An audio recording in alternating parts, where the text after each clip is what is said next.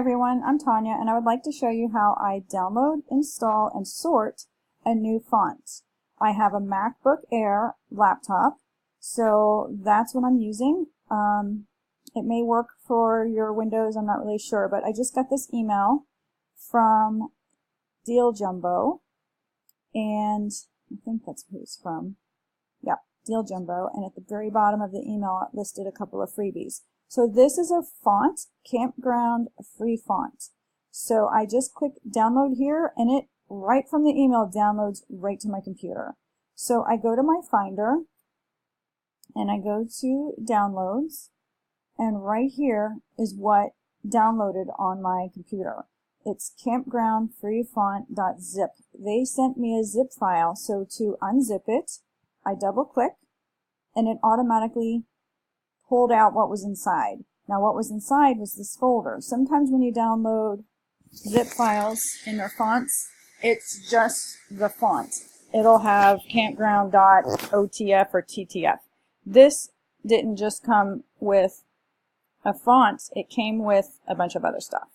So there's like a picture that shows you what it looks like and what you can do with it. More than likely it has these little extra pictures in it, which is really nice.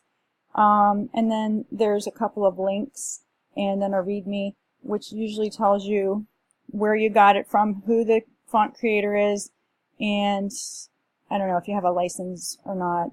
So that's what that is. I believe these come with a license.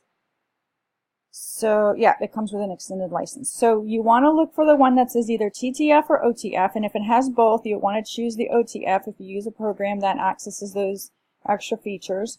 So I click the OTF, and then I click Install Font. So I had first downloaded it, now I'm installing it.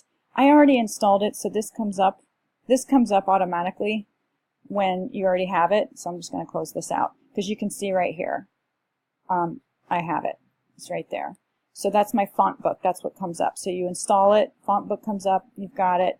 Now, what do I do with it? So I'm going to go to my Finder and click File, New Finder Window. I have two of these open now, and I have a system. So this is what I do. I go to my Downloads, and then here I go to my Documents. This is where I save my stuff. My business is called My Vinyl Cut. I double click on it, and I have a folder for fonts. I have a subfolder for commercial use and a subfolder for personal use fonts.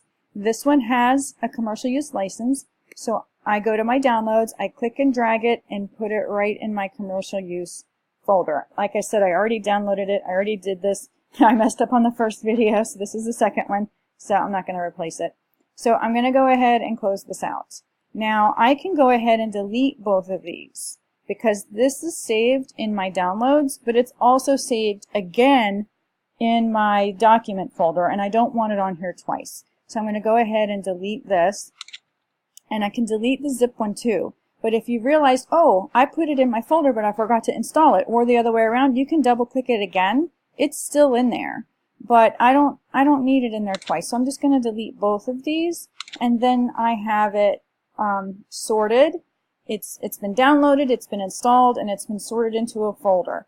Now, if your Documents folder gets really busy and full and making your computer slow like me, you can buy an external hard drive and store everything on there and then delete it off your computer.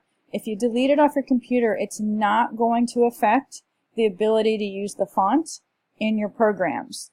The programs the computer actually keeps the font installed. You just remove the location where it came from.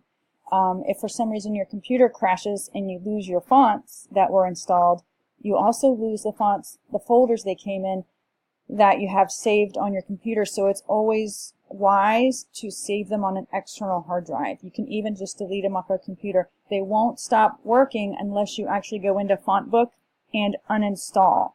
And actually I'm trying to open Silhouette Studio so you can see how to use it, but it takes a long time for it to pull up. So in the meantime, I'm going to go to my applications, I'm going to go to Font Book, and I'm going to show you if we can work around this. I'm sorry. Like say I want to delete something, I'm not going to delete it. But all you do is you right click it. And to right click it, you click Control and then click it. And then you can disable it, remove it. So removing it will uninstall it. I am not going to do that because I like that font and I like all my fonts. So here is Silhouette Studio's design software. I'm going to type out happy birthday. And all right, I'm going to make it bigger. And I'm going to color it in so you can see it. And then I go to my text style tool and I click, I haven't used it yet, so well, that's what it looks like. So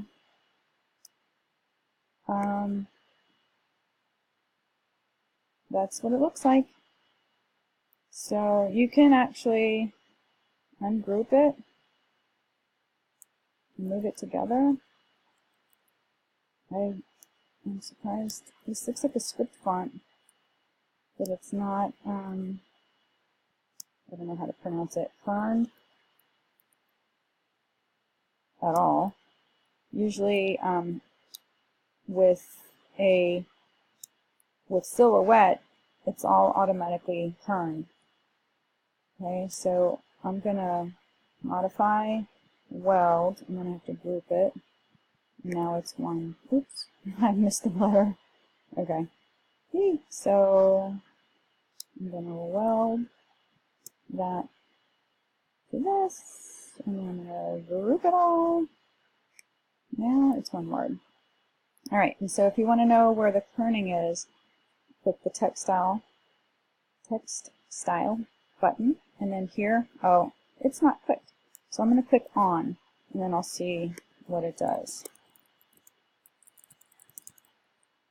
And I change it to campground. Nope, it does the same thing. So it's just the font. It's just made that way. So if especially Cricut users, I think that I've heard someone say that all the words type out like this. Sometimes these script fonts are meant to look like cursive handwriting. So you're actually supposed to scoot these together so they're touching. See how far apart they are? So this font isn't properly turned. Okay, so you want to weld that, and then you group it together so that way the H, so it's one piece instead of all these little pieces. Oops, I made that bigger. So anyway, that's how you install and use a font using a MacBook and Silhouette Studio. Thank you for watching. Don't forget to like this video and subscribe if you want to see more.